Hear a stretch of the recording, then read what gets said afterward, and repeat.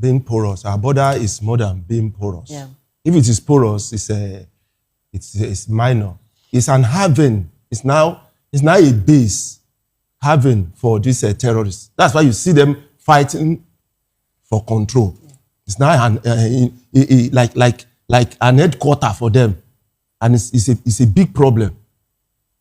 That's the main problem, and that's why they are fighting for control, because they see that place as a fertile ground for them to establish and launch attack from anywhere they want to launch attack to, then come back there and hide.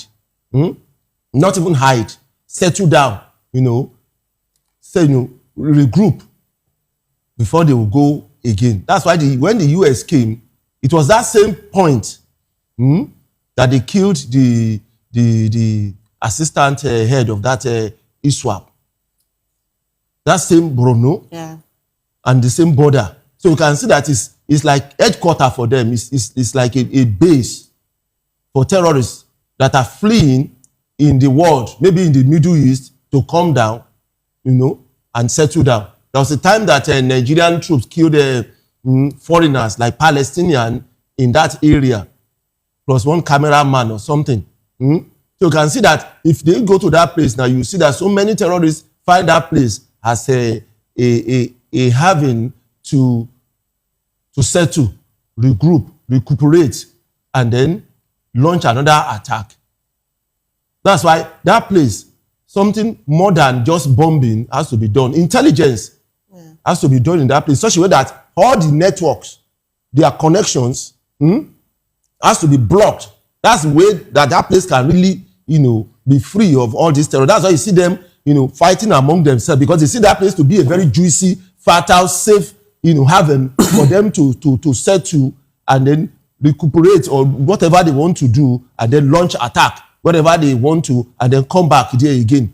It shows lapsity in our intelligence, because without intelligence you can never win a war, no matter how powerful you are. Intelligence is what really wins war. It's intelligence. You talked about local intelligence. How can the coalition forces cut off this local intelligence and funding, which seems to be, breathing new life into these terrorist networks? Now, there are two things to it. One, your internal political system must be proactive, must be decisive, objective to rout them out, which we are not really having in Nigeria. We are having a big issue about that. Second, to win terrorism war, you need intelligence, you need international intelligence to collaborate with the local intelligence before you can win that war. Because many of these terrorists you see, they have international connections. If you kill them, some of them, they will gather, resources from the other neighboring countries or whatever the international connections they have, regroup again and inflict a powerful something against you. So without international, working together intelligently, it will be difficult. And that is those two things that we are lacking in Nigeria. It's not that we don't have money. It's not that we don't have manpower.